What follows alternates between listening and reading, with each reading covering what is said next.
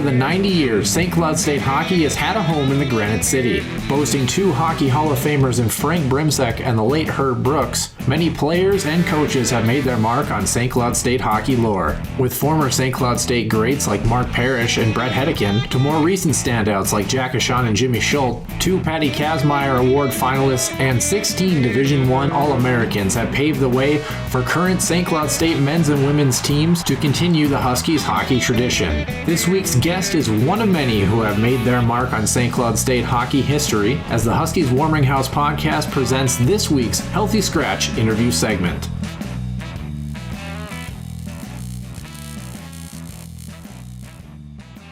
And joining us this week on the Healthy Scratch interview segment is going to be former forward Robby Jackson, who's actually on his way traveling to Utica. We'll get to hear from him on his current quarantine travels. We're going to have a lot of great discussion on him as a former Husky, him and his broadcasting role. And then for those who definitely know hockey and maybe the timeline that he played with the Huskies, maybe some more in-depth and some emotional times, especially maybe some tough playoff losses as we get into it with Robby.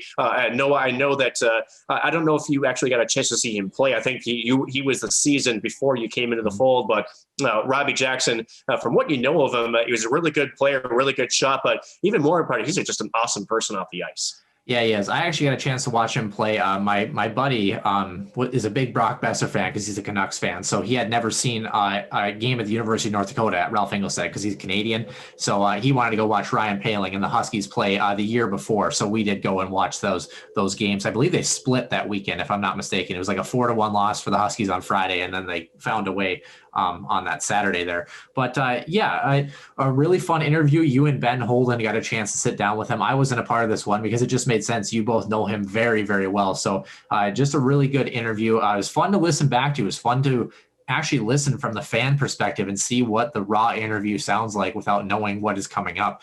A little caveat before we jump right into it as well. We will start maybe kicking out a little bit of a mini intro like this for upcoming episodes for the Healthy Scratch interview segment, just so you kind of know what's on the docket. And secondly, for this episode specifically, because we did record online instead of locally to our computer via Zoom, it recorded the speaker view instead of the normal gallery view that you are used to. So you're going to get a nice up close and personal view of Nick Maxon's ugly mug, as well as Robby Jackson snacking on some foods and Ben Holden looking great as always. So without further ado, Nick, Robby Jackson in the Healthy Scratch interview segment for episode number 46.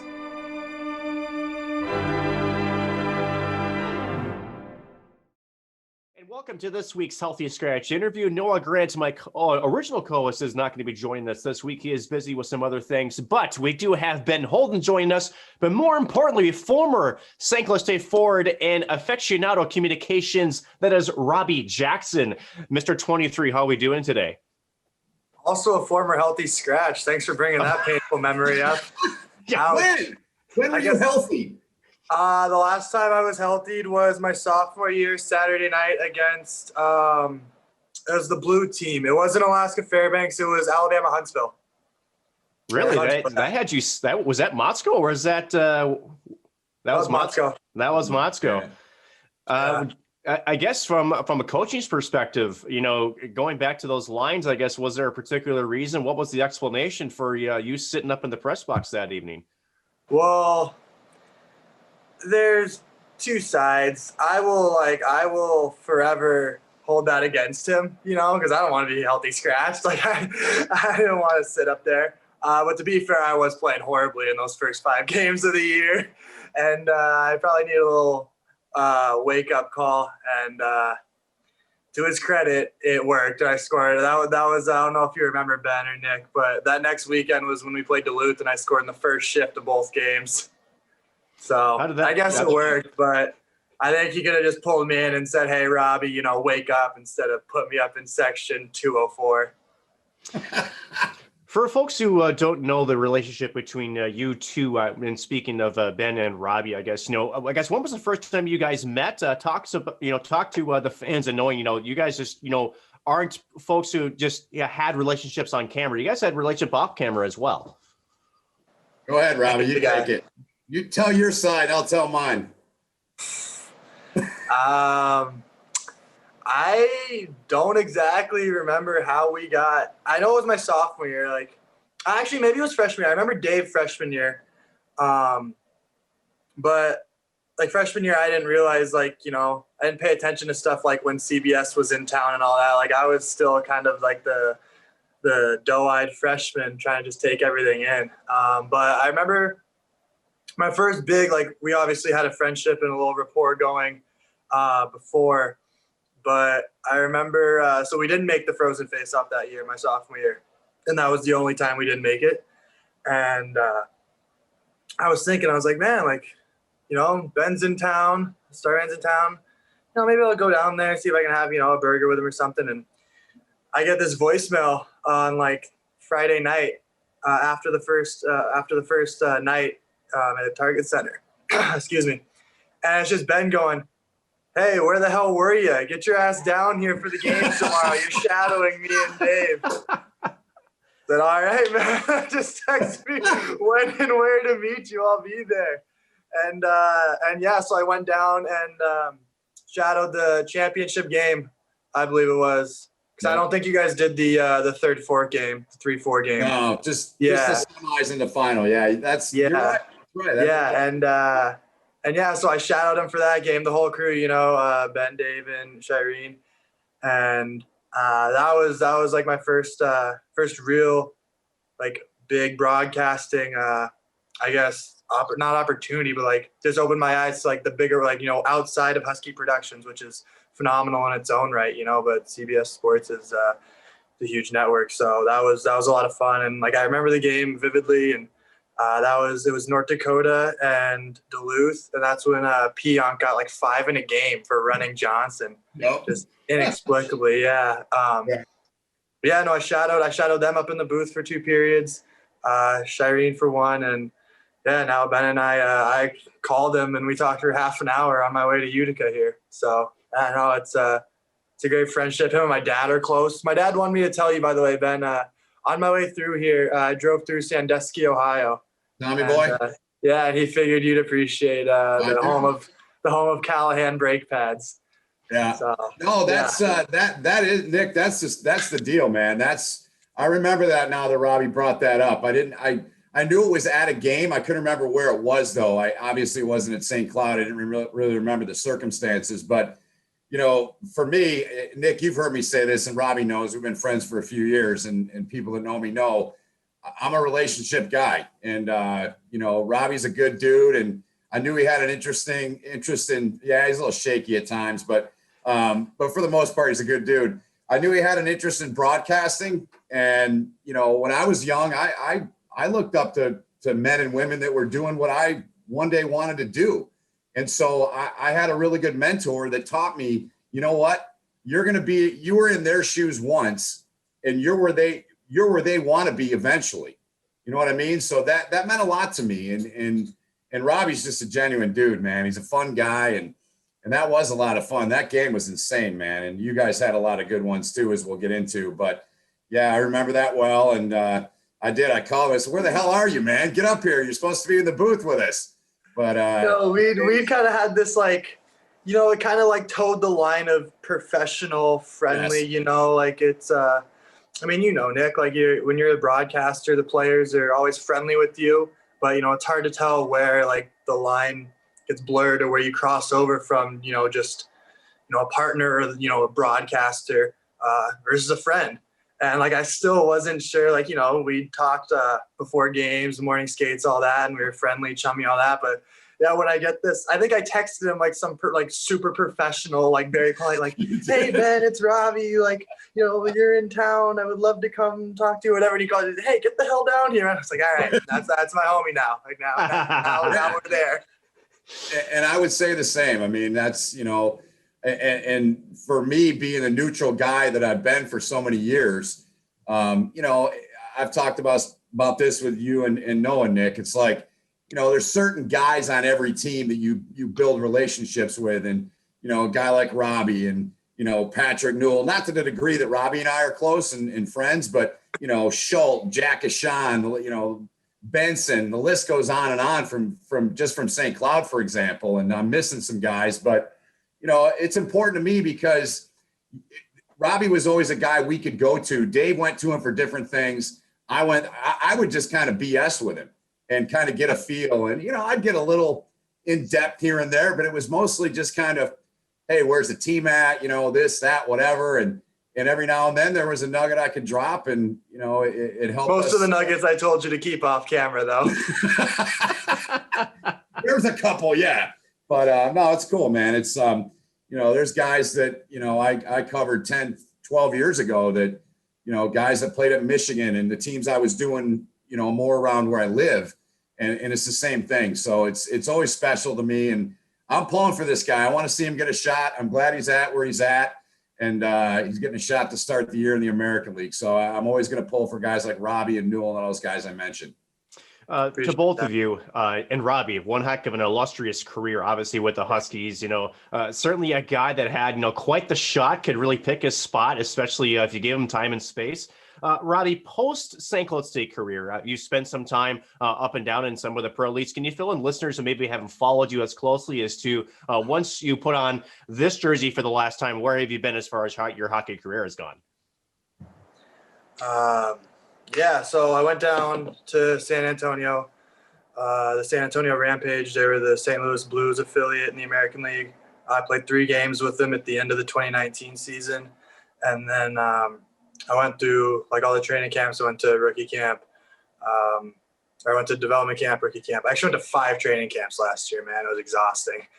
I went to development camp, rookie camp, St. Louis's main camp, and then went back down to San Antonio's main camp, and then was sent down to Tulsa, which was St. Louis and San Antonio's affiliate in the ECHL, the Coast.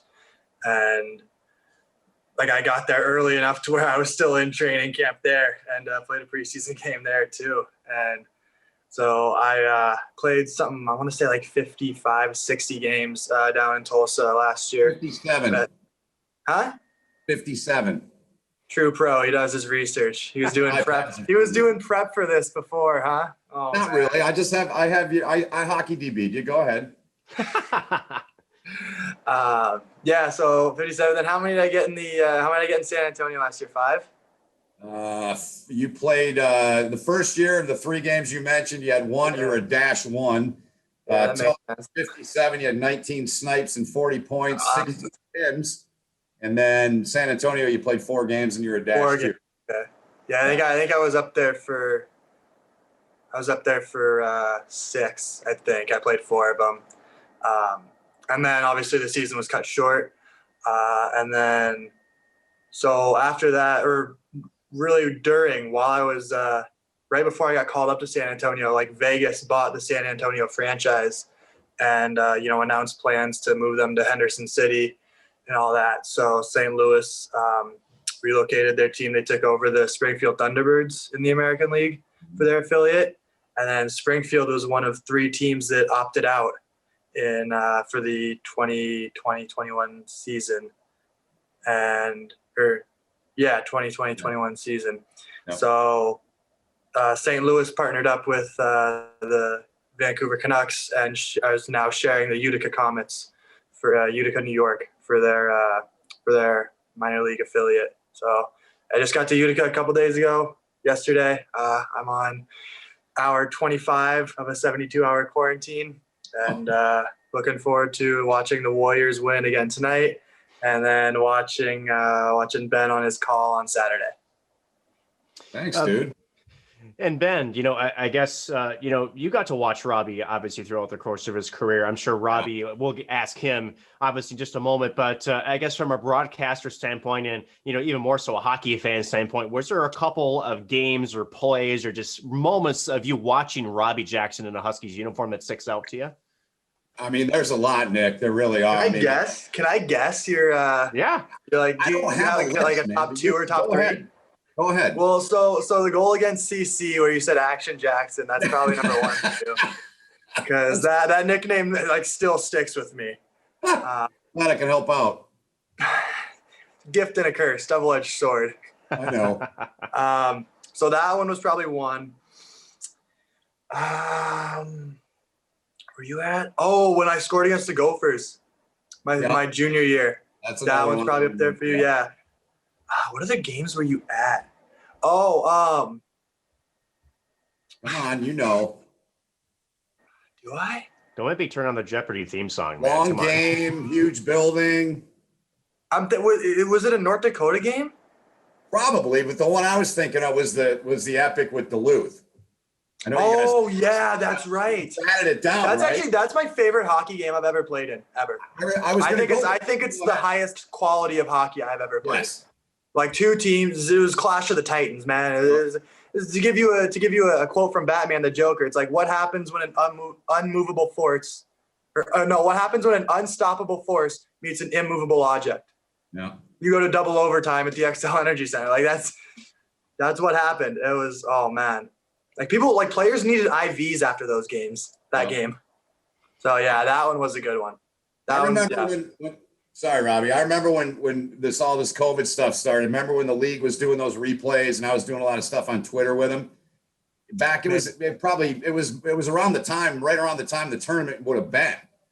And we were doing replays, and I was kind of doing stuff, every period. And there were a bunch of guys that texted me, whether it was from St. Cloud or there's a couple guys from Duluth, Jade Miller, who I was tight with. I mean, he was texting me and Wolf and all those guys. And yeah, that was an epic game. That was one of the best games I've ever done in that league. And yeah, you know what? Because Newsy and I had some fun on Twitter with that. You did. Yeah, right. I remember that. Yeah. You guys were busting Lazat's chops, right? Me and Blake were busting Newsy because Newsy changed on the back check for their second goal. That's what it was. Yes. But I mean, to your question, Nick, I mean, the thing I always liked about Robby as a person was he was energetic, he was honest, he was open, and he wasn't afraid to give me some insight. But as a player, he's one of those guys that I say this phrase a lot. He always kept me on my toes because I knew when he got it, he was pulling the trigger, man.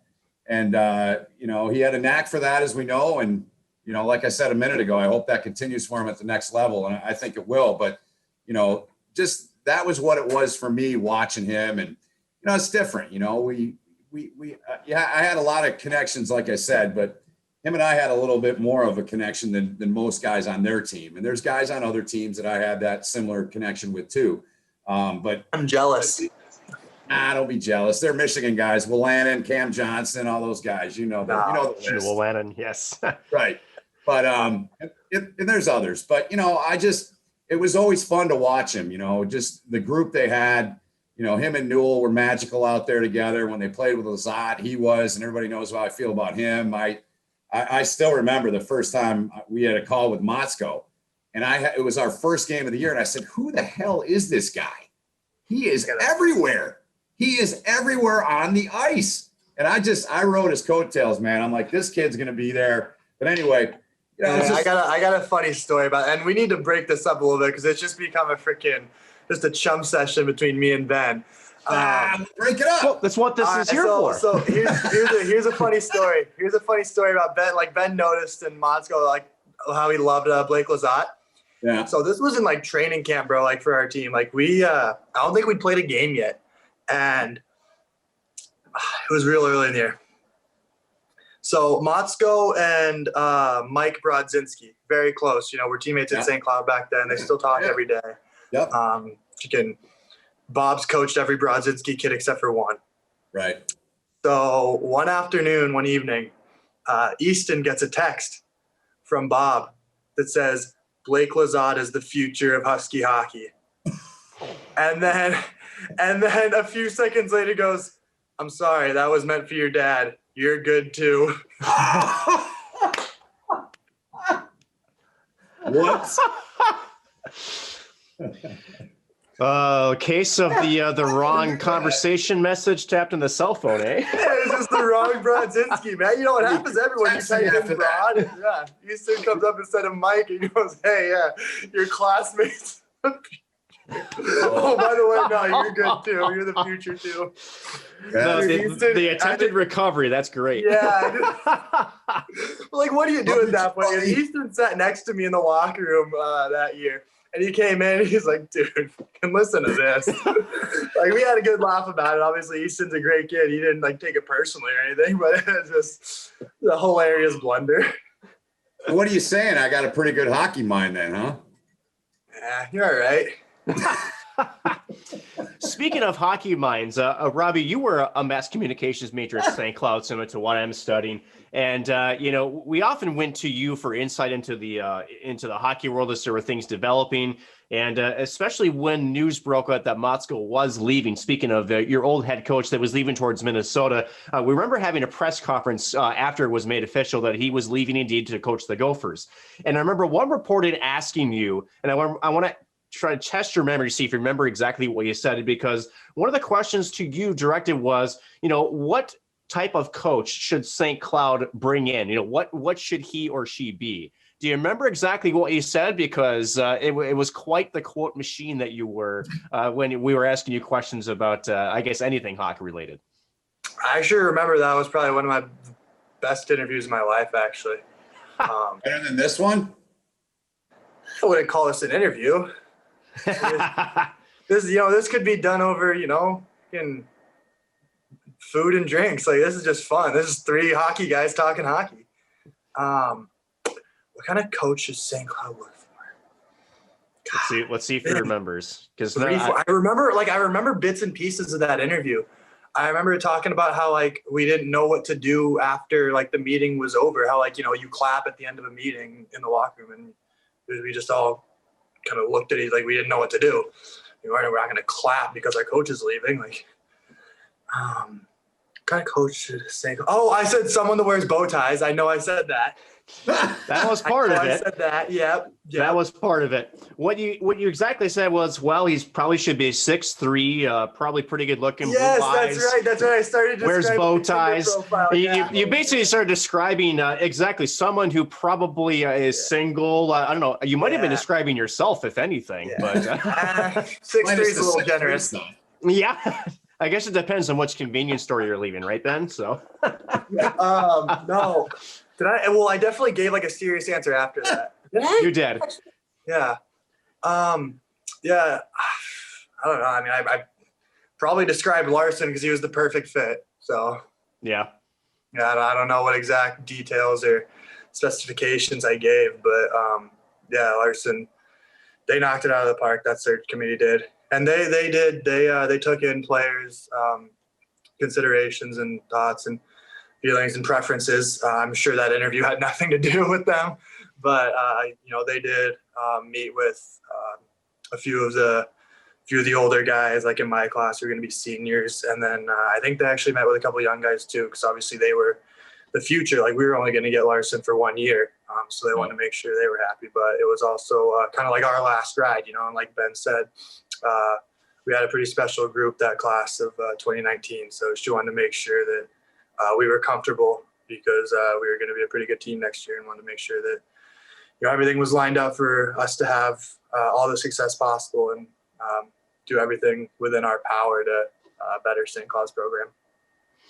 Robby, I want to bring things back a little bit, just because you spent a number of years at St. Cloud, and then again these last 12 months, a pandemic that's still raging. Again, you talked about your hockey season being cut short. Huskies were certainly a part of that conversation as well. But you mentioned, I guess as a pro athlete, right? You're trying to keep your body in shape, in tune, in game shape. Can you tell us a little bit about? I guess you've been skating in, as you could call it, the off season, but you've been skating with some familiar faces around some familiar parts of Minnesota. Could you fill in maybe some of the listeners of some of the more famous names that you've been also trying to keep, I guess, in game shape with as you prepare for the season upcoming for you guys?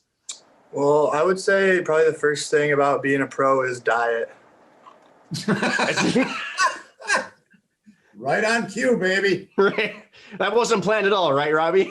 Now make sure what you put in your body is going to give you the best output, and taste really doesn't matter. So if that's the case, what washes that down? Is it Miller Lite or MGD, or what is it? Body Armor Light, mango flavor. I'm a pro now. I don't have to worry about the NCAA saying anything about that.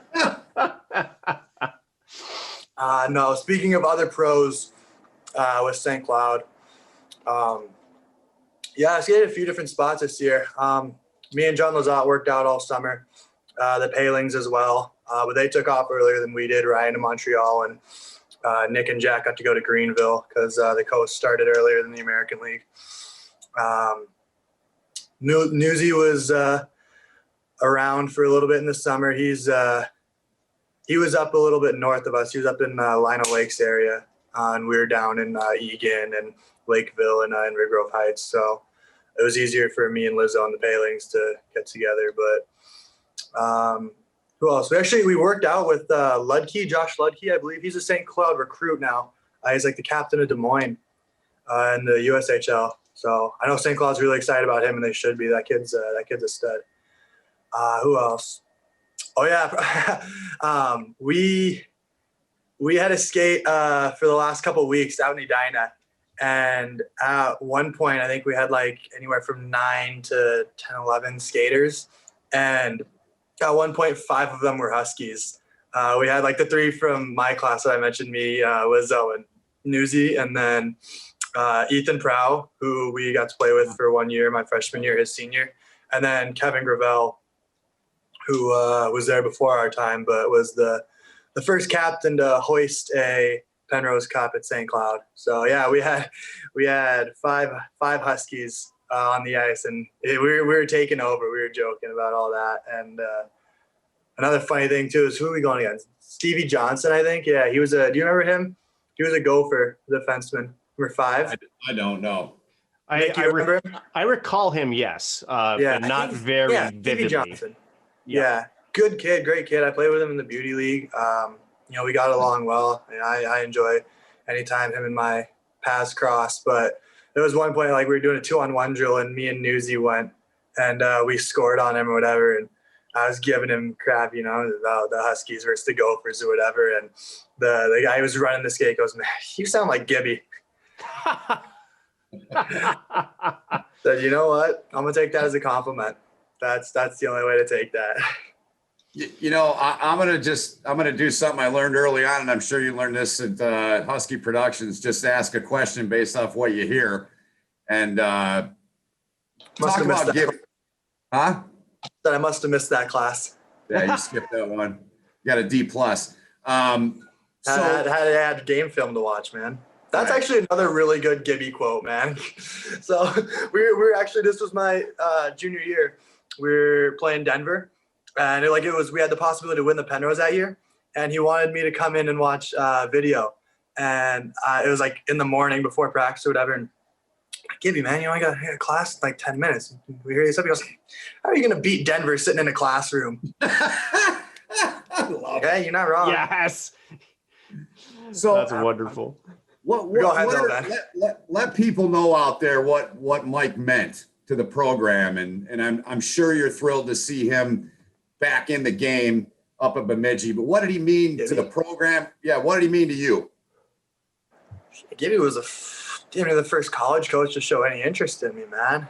Him and my dad have this insane bromance. Like, I don't mean to make you jealous, but like my dad and Gibby talk like once a week, once a month, yeah, if not once a week. They're talking all the time. I was up at Gibby's house this summer, hitting golf balls into the lake and going out on the boat, playing bags, all this. Cool. No, Gibby's. I'm actually, you know what? I'm mad at Gibby. I've called him like 3 times in the last week, and he hasn't picked up. I'm saying all this nice stuff about him. He won't answer the phone for me. Maybe he will now when he watches this. Yeah, right. And he's not busy or anything, right? So yeah. Well, then maybe he'll watch this and realize he hasn't called me back, guy. Maybe. But no, actually, I wanted to tell him the story about how like someone said I sound like him, and we've just been playing phone tag, and I called him twice on my drive here, no answer. Really? 17 hours, zero time on the phone spent with Gib. But jokes aside, man, shit, that guy did so much for St. Cloud State. I remember talking about him in the meeting that I mentioned with the search committee between my junior and senior year. Yep. And they obviously, because he was obviously a candidate, and I remember thinking, I'm like, man, there would be some people, if they were the only coach left on the staff and they'd been there for as long as Gibby had, and they had as much pride in the program as Gibby had, they would be incredibly hurt, rejected, and honestly bitter, and might consider leaving and doing all this if they don't get the job. And I said, whether Gibby gets it or not, you don't have to worry about that with him, because he loves this program. He bleeds scarlet and black, and he is perfect here. And whether he gets the head coaching job or not, he will still eat, sleep, and breathe Husky hockey. And that's honestly what it was, man. We were his life's work for, I don't even know how long he was with St. Cloud. It felt like his whole life because of how much he loved the Huskies. 13 seasons back to 2007. I would have guessed no less than 25. The pride he had in that program. So I would have guessed 15. Yeah. Yeah. So you're a little bit more knowledgeable than me because you were watching St. Cloud the whole time. Gibby was there for 13 years. So subtract 1, that means I was 22. Yeah, he took the job when I was 11 or 12. So yeah, I didn't exactly know about St. Cloud then, but Gibby's the man, and I hope he sees this and calls me back because I actually want to talk to him. Real quick, when you were telling that story, and I know you shared that with my son and I when we chatted in the summer, and it reminded me. I think I told a different story that was similar that I'll tell after this. Okay, that's fine. But did Michigan State recruit you at all? The risk of sounding arrogant, probably. So do you know who Tom Newton is? You ever heard the name Tom Newton? So when Ron Mason left, when I was a reporter in Lansing then, working in sports at the NBC affiliate, and they brought in Comley, and Tom Newton had been there. He'd been there twice as long as Gibby. And that was one of the toughest interviews I've ever done in my career because he was in tears. And it reminded me when you were talking about Gibby, man. So much respect. Gibby's a good man. I can't believe how many places he's coached, man. He's coached in about 20 different places, man. He's well-traveled. He's a good man. Thanks for sharing that, Robbie. That's good stuff. Oh, of course. But yeah, I say probably because I was very tunnel visioned on where I wanted to go to school. I wanted to be in an NCHC school or something like that. So I had a good rookie year in the USHL, and a lot of schools came calling, and I told pretty much all the Big Ten schools, I said, hey, I don't want to waste your time. I'm not interested in Big Ten. So that wasn't an arrogant comment, although I do have plenty of that in me, as you both know. You got some swag, dude. We know that. Swag. I've seen you play. However, the Gibby story I think I told you was related to that coaching search. He was he was messaging someone on Twitter about it. One of his friends. I don't know why he wasn't just texting, but he was messaging someone, and he ended up tweeting out one of the DMs geez. He meant to send. Yeah, and but here's the Gibby thing though. It was like a 5-part tweet because it was a long message, and so it exceeded 140 characters.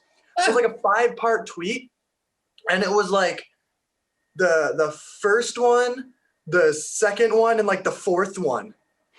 It was like one of two, one of 5, 2 of 5, and then 4 of 5.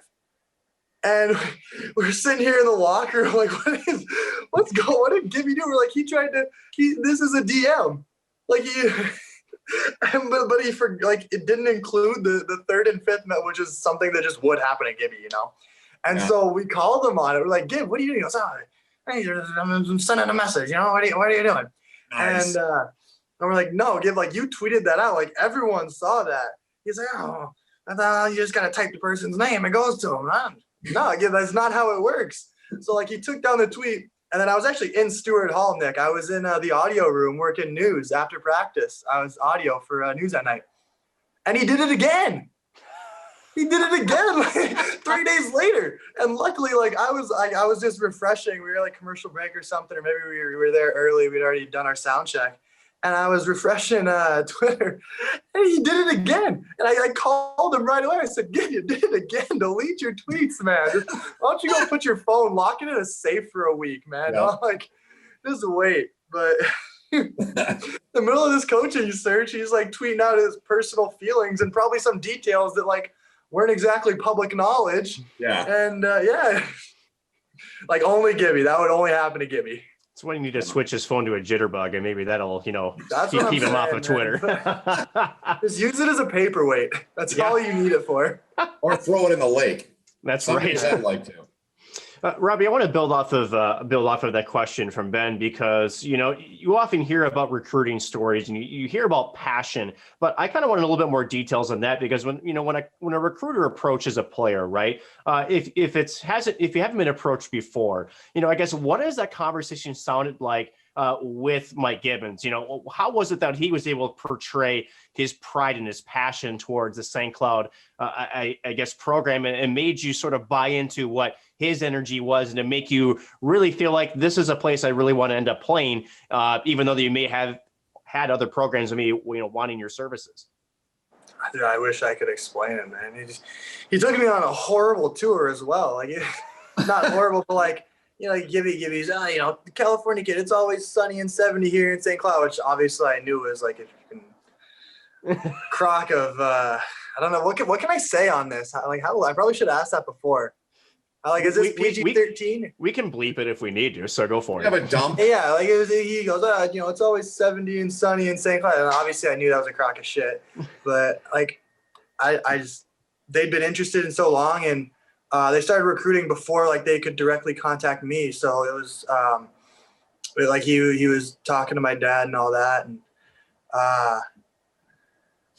but the tour that I went on, man, I was coming home from Chicago, and I packed for California. This was before winter break, or it was during winter break, I guess, because no students were on campus. Yeah. So we were going from Chicago, stopping for a tour in St. Cloud, just like a 36-hour tour or whatever, and then flying back to California for Christmas.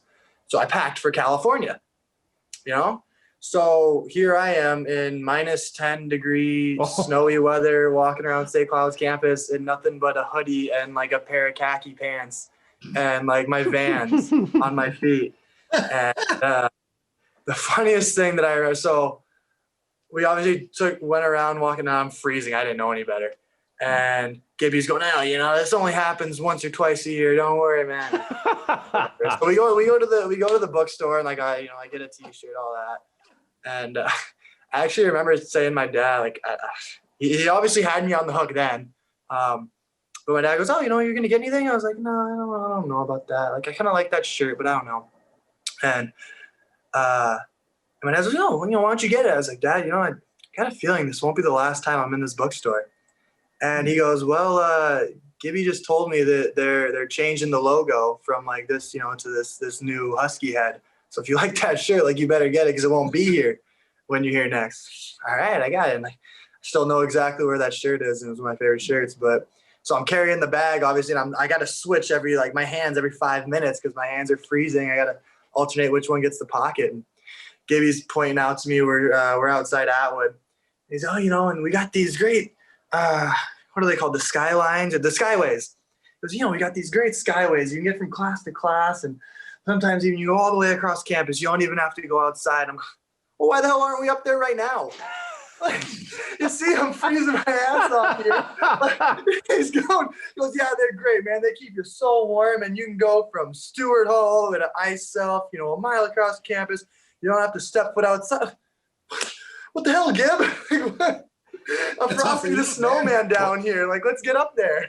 I want to know which Skyway comes out of Stewart Hall too, because I've been there for 4 years. That was the first one. There ain't no Skyway. It starts in Atwood or Centennial. But, that's too. Yeah, funny. Gibby's showing me all the great features that I apparently wasn't allowed to use then. I don't know. Gibby. But yeah. As far as I couldn't even tell you, man. Gibby he's just a hell of a recruiter. Is that, something where, they bring in Dave Shayak from Western Michigan. He was their assistant bench boss with Andy Murray. Losing the guy with that kind of recruiting pedigree, I guess, you were a player, but, you can't really replace that. But how do you possibly replicate that? I guess, what if there's somebody out there watching that's maybe, a college recruiting coach and is trying to figure out some of those inside secrets, what would you tell them as what kind of attracted you about that visit with Coach Gibbons? I'm not giving away St. Cloud's recruiting secrets. I had to try. I would say the biggest thing you can do is win hockey games, and people will want to come play for you. Simple. Yeah. No, but as far as recruiting goes, there's another story too. So, Ben, you might remember this. St. Cloud used to have like their all red jumpsuits. That we'd wear like on the road and stuff. Yeah. And when what's up? The good old tracksuits. Yeah, exactly. The red Easton ones. And it was like when college coaches and even junior coaches and scouts come to watch you play, like they usually go, very professional. They wear like a quarter zip or like a black jacket, just a little logo right here above the heart or on the breast or something that. Some of them are even like blacked out, like the logos are blacked out. So it looks like a coat until you come up close. But that's kind of how you identify, like a scout or a coach is in the building and stuff, that and like slacks and dress shoes. Not Gibby. Ollie would tell me, man, when Gibby goes in there, he wears that bright red tracksuit and lets everyone know the Huskies are in the building. Yeah. All the other coaches are trying to be, incognito a little bit, all that. And he walks right in and all eyes turn to him in that bright red tracksuit. I want to go a little bit to, I guess you'd call it a bromance on the ice, Robby J, because you've mentioned Patrick Newell a couple of times. And every time that you guys made something happen, the jubilation and the joy that would be on your two faces and the goal celebrations, it was almost like you were scoring the overtime winner of Game 7 Stanley Cup Final at home. And I know you did a piece with this for Husky Productions when you're a student there. They highlighted that relationship. But for folks who maybe have missed that or maybe weren't aware of that bromance, can you maybe fill us in on, I guess, your relationship with Patrick Newell and how it formed and I guess where you guys at right now? Well, we did score a few game winners in overtime to celebrate, so it's not like that was completely out of the rarity. Funny, actually, we were both from California, but we'd never met each other before we came to St. Cloud, and we knew of each other, but had never met, and we were roommates our freshman year. And it was we just got along well, man. It's like, and gasoline and matches, man. It just it was a lot of fun, and even so when we were roommates together our freshman year in the dorms, and then we obviously discovered we had a lot in common, got along phenomenally, and then sophomore year I was living with Morgan and Mikey, but I kind of committed to that early. They needed a third roommate, and I hadn't really started house hunting yet for sophomore year, so I was, hey, let me just jump in. Yeah, perfect. And Newsy and Zevi kind of got to the whole house hunting thing a little later. So I obviously we lived apart sophomore year, but by the end of the year, it was pretty much every day one of us was going to the other house. We were just spending all the time together and we could. And then junior senior year we were back living together. Nothing but good times and laughter. And I was watching our senior profiles the other day, just some of the stuff that we said about each other, and it rings true today. No, that kid's my brother, and we definitely had some fun on the ice, on the bench. There's some great pictures of us, in the middle of games, just laughing and talking jokes with each other and all that. And there was the one game rewind or whatever I did, the CC game where we did score the overtime winner.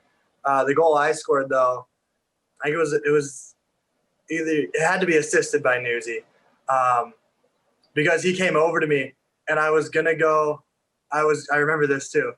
I was gonna turn and celebrate to the students over on the bench side, and I took 2 strides, and then I just changed my mind and turned to Newsy, and I literally picked him up off the ice because he set me up. And there's actually a great picture.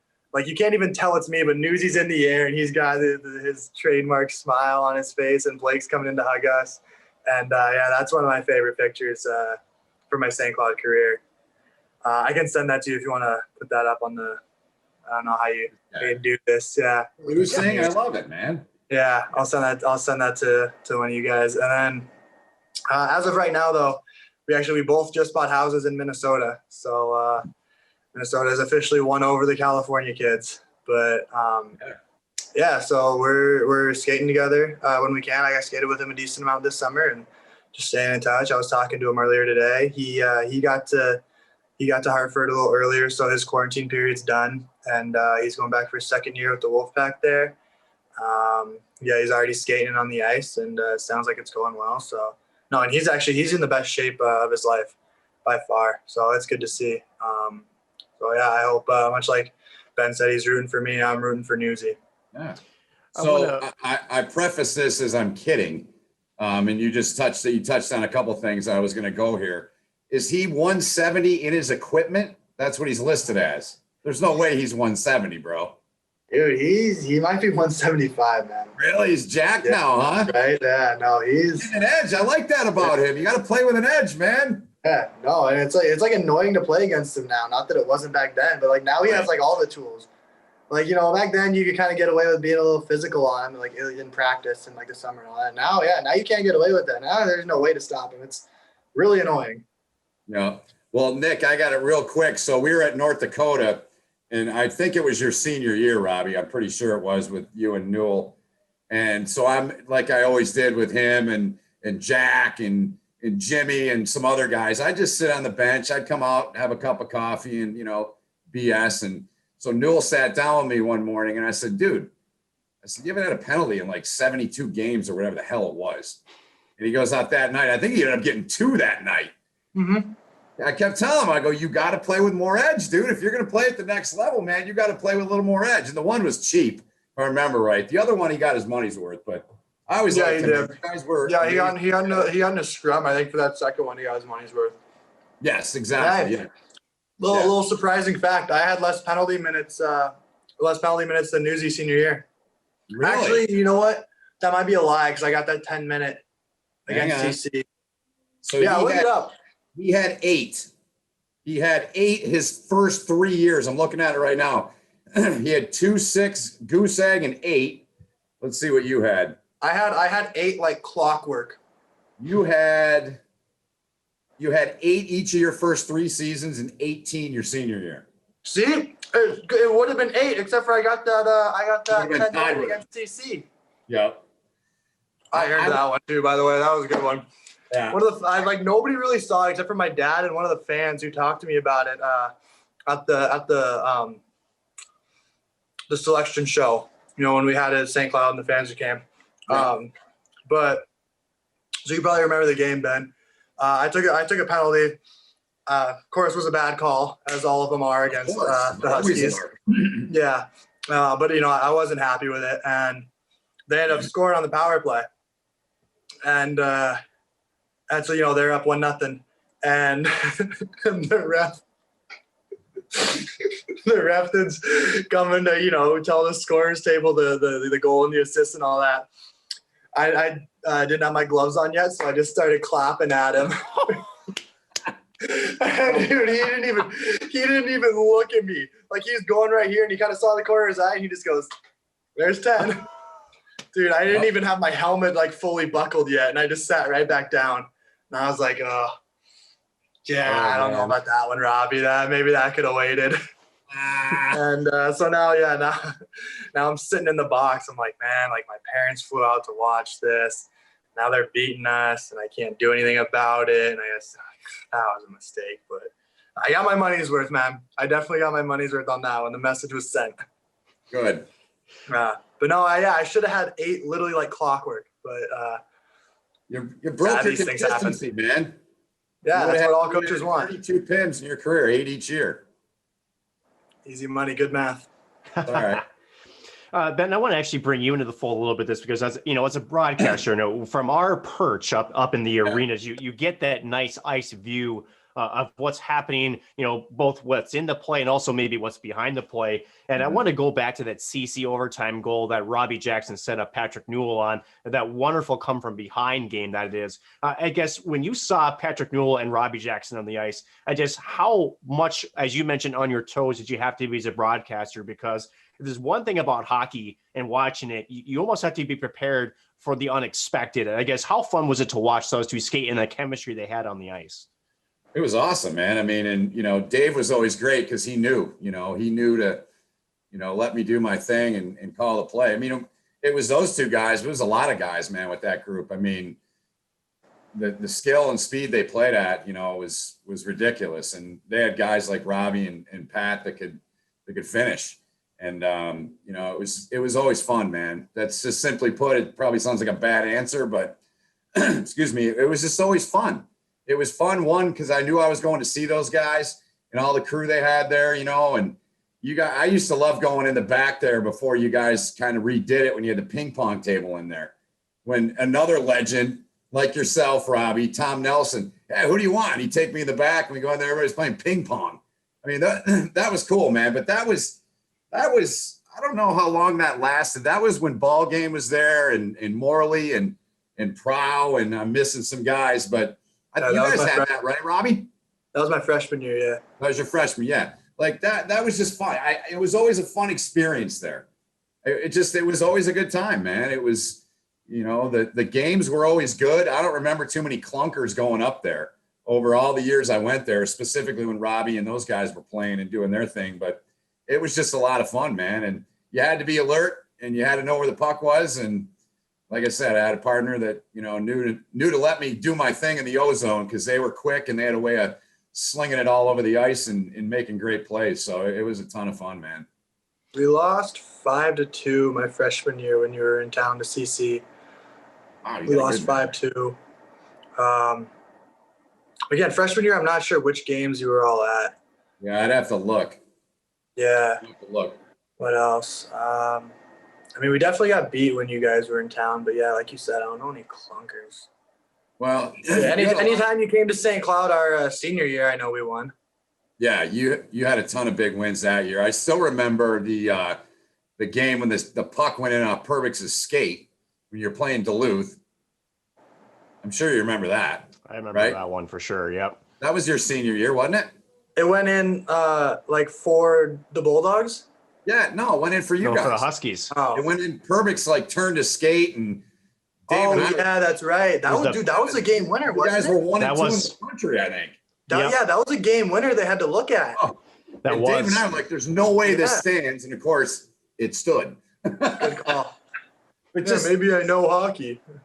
Right. Just countless games. I mean, it was like I said, man, it was always fun. It was always exciting. You knew you were going to get a hell of a show on the big sheet from these guys. And, it was always fun, man. And Robby, I want to ask you about Tom Nelson, man. Like I said, two legends. You're doing your thing, playing pro, starting your career, and hopefully things get going in February and you can start doing that, finish this year, we get back on track. What do you got? What's in the bank for Nelly, man? You got any good stories from your time with him? If you want to talk about legends, I don't get to be in the same conversation as Tom Nelson. You know what I mean. Yeah. Yeah, you know what? I definitely do. I'd have to think. See, what the tough thing is? Guys like Jimmy Schultz, really good with stories and stuff like this. But I'm more of an off the top guy. As you guys know, as the whole point of Off the Ice with Robby J was to be off the top. So Jimmy, oh man, this is a tough question for me. Because I can definitely, and I also don't know how many of these stories I can tell on camera. Well, what do you appreciate? What do you appreciate about him? I guess. How about if I put it that way to you? What are the things that you really liked about him, and maybe some things you learned from him?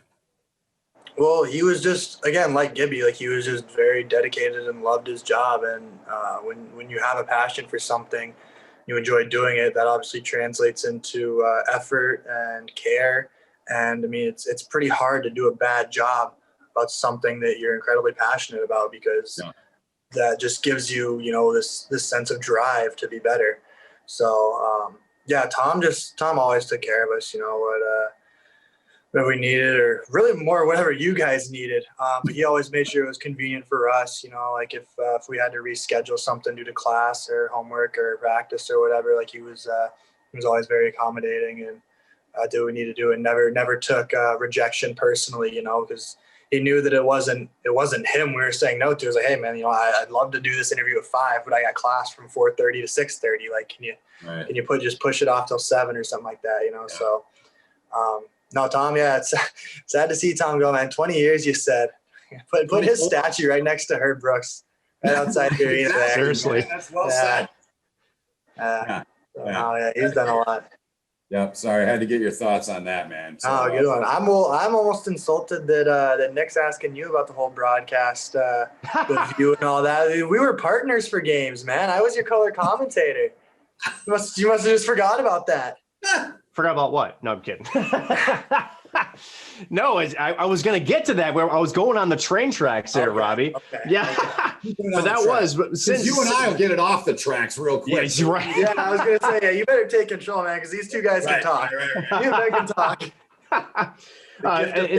And speaking of that, Robby, just have a couple of like more, I guess, formal questions for you, just because I guess this is just a lot of fun. I was actually really looking forward to this interview because I know you're always been a good dude, man, and I just just how Appreciate you are off the cuff, man. It's awesome. I love it.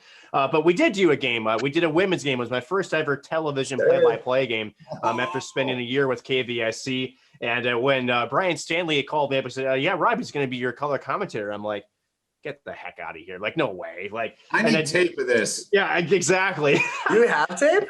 I have tape. You're real. You gotta have tape somewhere. I do have tape. In fact, I had the entire game in its entirety sitting on this computer as we speak. So The guy on the Send it to bottom Ben right now. man. I don't know if wish- I want to see that. I was young. I don't know if I want to see that. but it was kind of funny because I talked to you, Ben, about the chemistry between a play-by-play and an analyst, and I guess how you can feed off each other. And I've always loved you two as a duo, just because I think you guys just mesh really well between and just the energy you guys bring as well. And for me, being on television doing it for the first time, for me, it was a little bit nervous. I'm not going to lie with you. And again, didn't want to let Brian down. I knew I had it in me to do it, but Robby, I guess the energy you brought to that for me really actually kind of helped me put it into my element. I guess if you want to talk about it from your perspective, I guess calling a game with the women's game, and you know what, this is how it happens. Robby goes blank because he doesn't want to embarrass everybody. So that was his way of going off camera. That was, you said No, off I got off a phone the ice. call. I'm doing this on my phone. I'm sorry. I know. I had to give you crap, and then the only way I knew how to. So That's fair. But talk about your experience as a broadcaster, being the analyst for the women's game. And I guess if you want to throw some jabs at me or some, if there are some compliments, go ahead. I'll let you have the floor for this one. I just the opposite of jabs, man. I did because I did play-by-play for the game before, so that's why they brought you in. That was a lot of fun, man. I remember that game. That was RIT. They won 5-1, right? 5-1 or 5-2. It was something like that. It was a good game. Yeah. Yeah. No, that was a fun game. I remember that vividly. I remember you were like, I could tell you were a little nervous. I think we had to redo the pre-pack a few times. Yeah, we did. Yeah. But no, I mean, I hope that I helped ease some of those nerves for you. Because like I said, I like to bring the energy. I get excited. There are probably a few times I cut you off. And it's something I had to work on as a broadcaster. Like they'd make a nice play, like they make a nice move, and you'd be obviously, describing that as the play-by-play guy, and I'd go, "Oh wow, like nice move." Sorry, man, I stepped on your toes there. I just get a little bit too into the game. But yeah, no, that was a heck of a time, and I thought you did a good job. I definitely knew you knew what you were doing.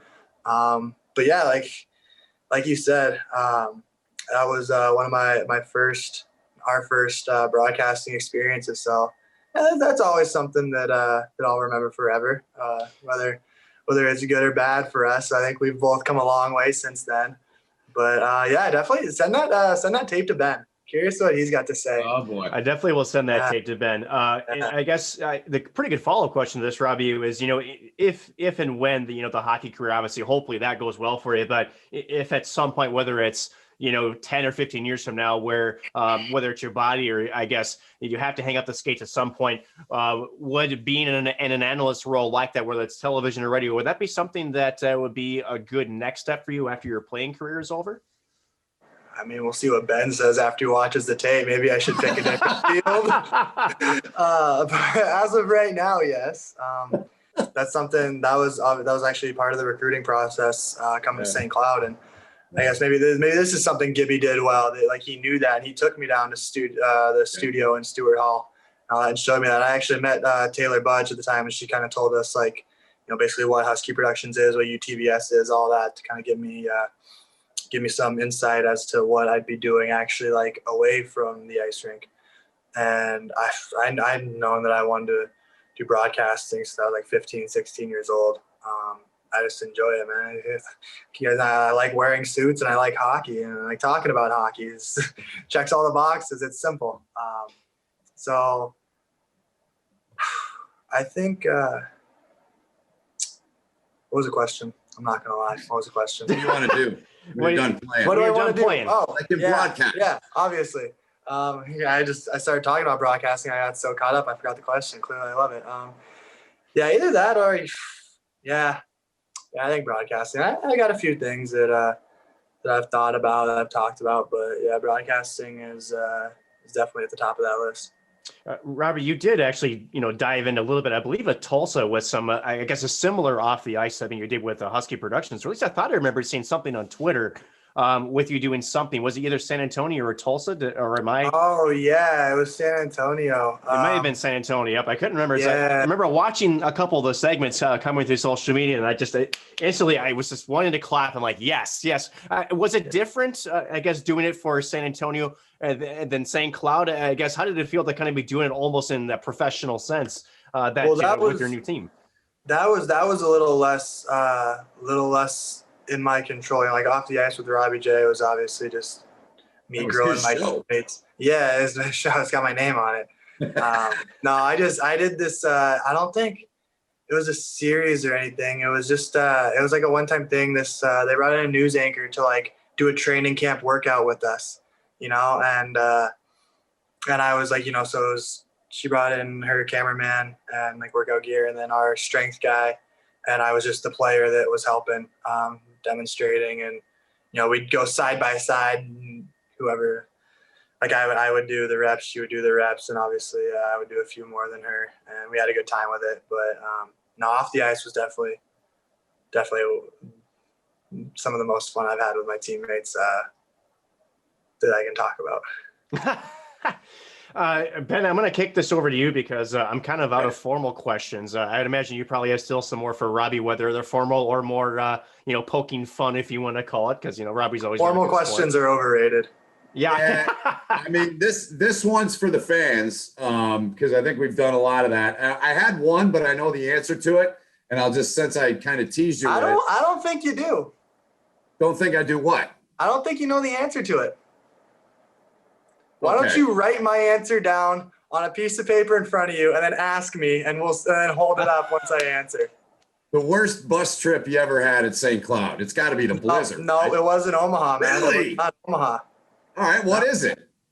Well, tell us the story then. I was probably coming back from Miami just because it was so long, and we were on like a dark sleeper bus. Omaha was almost fun. Like we didn't know what we were doing the entire time. It got a little frustrating. Obviously, we wanted to go home, but that group of guys was so close knit that we could have fun doing anything. And if anyone really got upset, you just look at the back of the bus, you see the Penrose Cup, and cheers you up. Yeah. So, well, Omaha was actually kind of fun when we were out there. I mean, like we were all prepared for the winter. Like we all had our winter coats. It's not like we were out there in our tank tops and swim shorts. So or Vans. It wasn't that bad. Vans, yeah. But no, the worst part about that was again Gibby having blunders on Twitter talking about like prison food and all this, and it's like no, that's just not true. Like, Gibby talking about rations are going low, and I was like, no, that's again not true. There was definitely some uncertainty on where we were going to sleep that night, but no, Omaha wasn't the worst bus trip. It was my sophomore year. After we didn't have like too many bad bus trips. Obviously, anytime after a loss was tough, going home on Saturday night after a loss. But like our longest bus trip was Omaha, and it was only like 6 hours. But then we always flew to Miami. But after sophomore year, we drove back. That's a haul. Yeah, that was the worst part is we got swept by Miami and then had to drive back like 10, 12 hours or whatever it was. And that wasn't fun. You ever get detained at a border? Like the team? Like the bus held up at a border? We never went to Canada. No, well, that's true, yeah. Yeah. Bad question. That happened to me when I was with Cleveland. One of our players we got held up at Peace Bridge in Buffalo for like 4 hours. No way. Took him off the bus. Don Graham. I'll tell the story now real quick. So That's hilarious. Yeah, please do. we played Hamilton on the 29th. No, we played them on the 30th of January or December. So we're all hoping to get home so we can kind of start partying New Year's Eve, right? Because we played Hamilton again on New Year's Day at the Q in Cleveland. Long story short, we get held up for 4 hours. They finally let us go. They take Graham and keep him at the border. The end of the story, comes back, plays the next day. David Quinn wouldn't say a word to the media. Graham goes out, pitches a shutout. So that was No way. Yeah. Funny story, Ben. I actually got stuck myself at the Peace Bridge in Buffalo on the way back from Canada. Yes. So I was driving in from Buffalo. We were actually on our way to Toronto to go to the Hockey Hall of Fame. And for those who thought LA traffic is bad, I've driven in LA traffic. The QEW. It's not great. But I guess the Trans-Canadian Highway going in Toronto, it's only 3 lanes each way. I literally moved a city block in 45 minutes. Oh yeah. That's how bad this was. So I ended up having to pull off. We had to go to the Hockey Hall of Fame the next day because we thought we had 2 hours to spare. We didn't get the car parked until we were about 15 minutes until that place was going to close. It was that bad. But on the way back, we were visiting Niagara Falls, and my passport was in my pants pocket. And it must have slipped out between the center console and the seat, and I couldn't find it. All I had was my Minnesota driver's license, and the border patrol are doing their gig, and they're like, "Well, how the heck did you get over here?" And so they pull you off into like the side, and we spent probably 25 minutes looking for this thing, and I looked in that specific spot. We ended up finding it at least 5 or 6 times, and sure as crap, and of course. The car we were driving was an old Buick, and it was completely blue inside. And of course, the passport book itself is the same freaking color, so it blended in perfectly. Yeah. Ended up finding it later, showed him, and oh man, it was not a fun ride. But that's a great area over there in Buffalo and Niagara. It's just absolutely gorgeous. And just after that same night, I'm glad we made it back because this was 2015. We were going to go watch Game 1 of Sarnia versus the Erie Otters, and I got to watch one of probably the most dangerous first lines ever to take the Ontario Hockey League guys, and that was Connor McDavid centering Alex DeBrincat and oh gosh, looking at this, it was Dylan Strome, and that to see that talent. I mean, it was men amongst not even boys, it was men amongst toddlers. Honestly, it was just an incredible couple of games to watch. It was just unbelievable. But it's a great area. Buffalo's a great hockey community for those who haven't been out there. So and amongst toddlers, that's good verbiage. You should use that during a game. Yeah, we should. Use that Saturday. What's that? Copyright it, Nick. That's right. Copyright it, Nick. I'll put it out there. I copied the. Send him $100 for it. That's right. Speaking of the last thing I really wanted to ask you, I promise I won't project and say I know the answer because I have no friggin' clue where you're going to go with this. Wild card. The guys you played with. Give me the 5 guys you would put on the power play. Your 4 years, all 4 years. 5 guys. Kalle Kosula. Kosula, okay. No brainer, man. That guy is the most talented guy I've ever seen with the puck. Really? You can rip it. Well, see, that all depends. Like, what do you want? Like Prow's right-handed, Jimmy's left-handed. So do you want to run it off Kosula's side, or do you want Ryan Palin running it off the other side? I want 1 unit. 1 unit. Your ultimate unit. Game. What's that, Nick? The ultimate unit, right? 1 unit. Game's tied 3-3. They take a penalty with 2:10 left in the game. 5 guys. Now I'm putting them on the spot. No, I got you. Really cranking the neurons up there, aren't we? That's what that pizza's good for. Of the St. Cloud guys, I got you. Just guys you played with. Yep. Yeah. Yep. I'm gonna go with.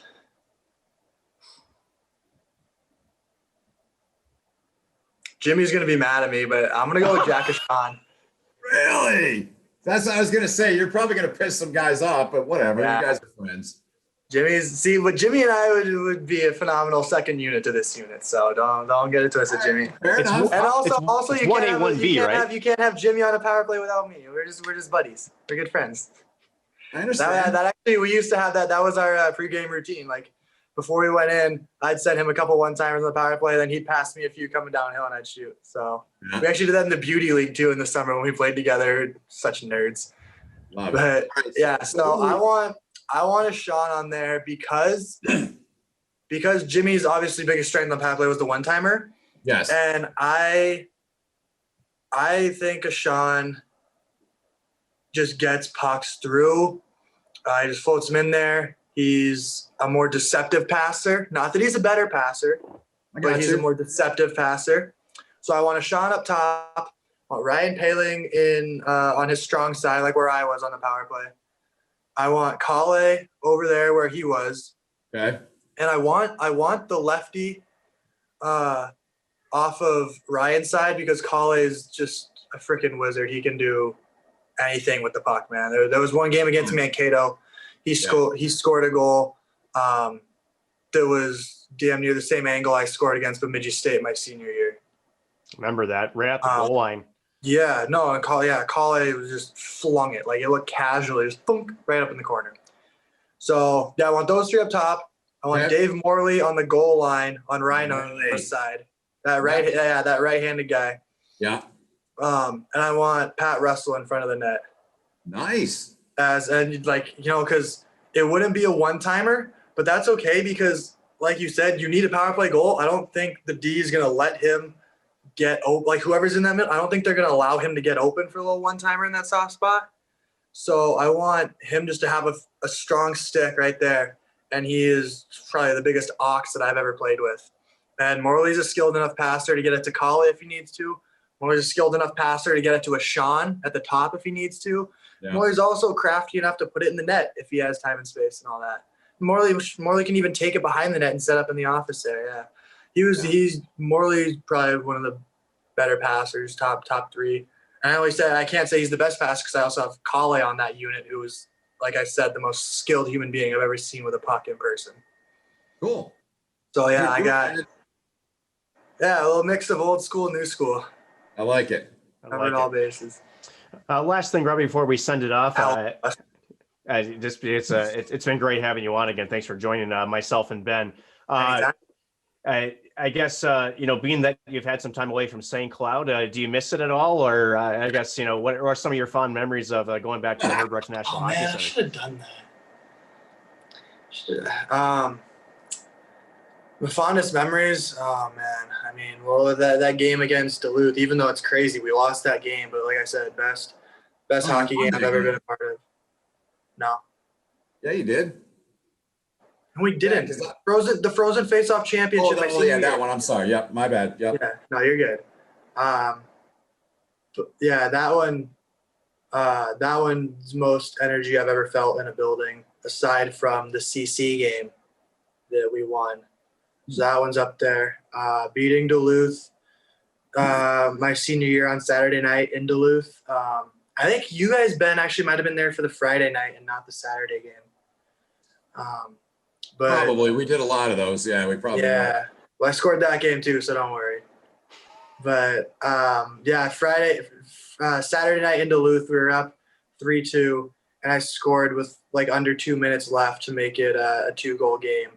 And I had a 3-zone celebration, man, all the way from the freaking goal line to right in front of our away bench. And that was one of the biggest goals I've scored. I mean, all the trophies we won obviously got to be up there, but man, just probably my entire senior year, like just the closeness that we had. Oh, and winning the Penrose freshman year, scoring in that game was fun. I scored in both Penrose winning games. That's kind of cool. Clutch, man, clutch. Yeah, that's fun. Probably that CC game though would be the best memory. I don't know. We did a lot of good things, man. It's hard to tie it into one. We did a lot of cool things on the ice. We had a lot of fun off the ice, just as friends, and not even like stuff that I can't say on camera, but just every night, me and Newsy just hanging out at our apartment, just having a good time. Guys being dudes, So, yep. I really all 4 years. It's a cliche, but they say college is the best 4 years of your life, and those are people who don't even get to play hockey for the Huskies. So, times that by 10, by 50, by 100. and that's the fondness in which I look back and regale my time at St. Cloud. Ben, do you have anything else to add for Robby J? No, I would just add that you may not remember him, but TJ Hensick played at Michigan, played a little bit in the NHL. For my money, the guy was the most electrifying player I've ever seen play college hockey. And I was pretty tight with him and Kevin Porter and Cogliano and Jack Johnson and those guys at Michigan. And they said what you said, Robby.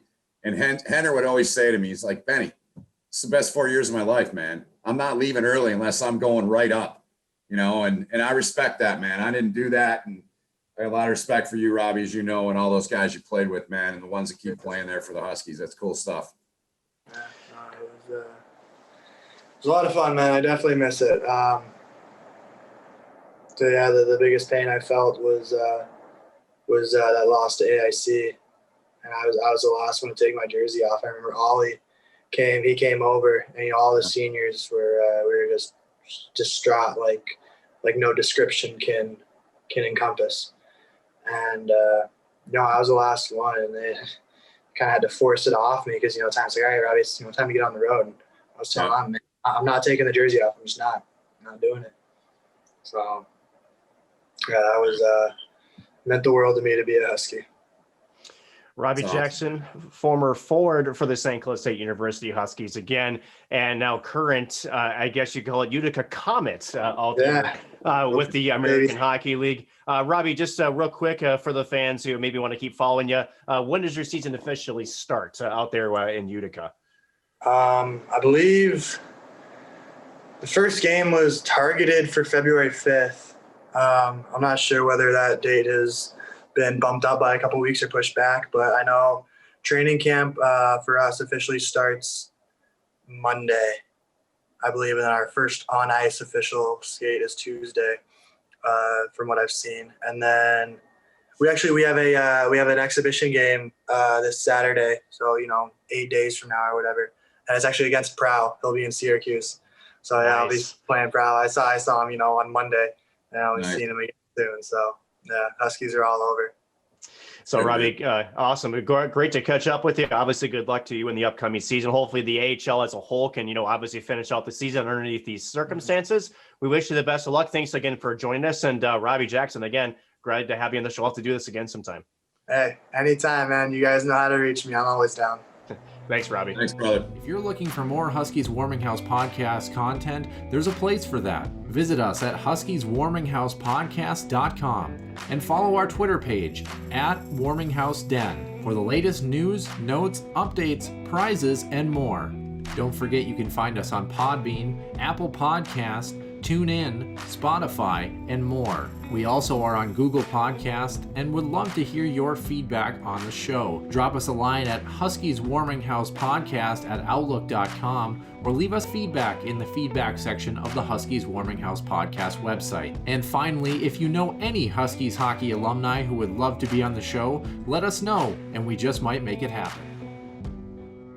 And as always, thank you to Robby Jackson, as he's about to get his season underway in the American Hockey League again with the Utica Comets. Robby Jackson, what a guy. I mean, just talking to him a lot of times, and again, being a mass comm major, Noah, he was in the UTVS room quite a bit with us. So I remember chatting with him after games with his wins or losses. Always very open with his feelings, and certainly give us some insight on how the team was doing, how some of those inner locker room stories. That he's just this great guy all around, and really good storyteller too. And always, if he is a guy that could cut the tension with anything, it was Robby Jackson. He can always place a well-rounded joke right when it needed to be. Robby's an awesome guy.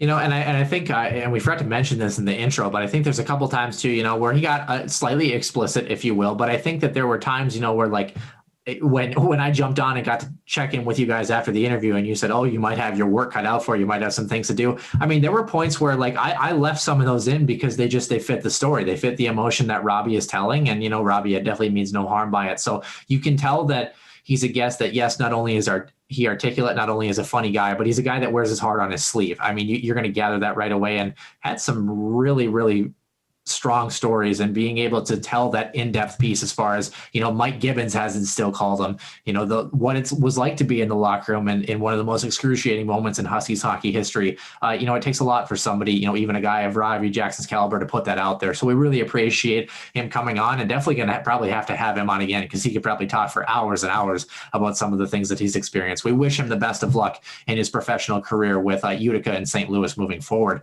The only thing on the docket here as far as hockey for St. Cloud State is concerned, don't forget the women's hockey team back in action against Duluth, I believe Friday and Saturday.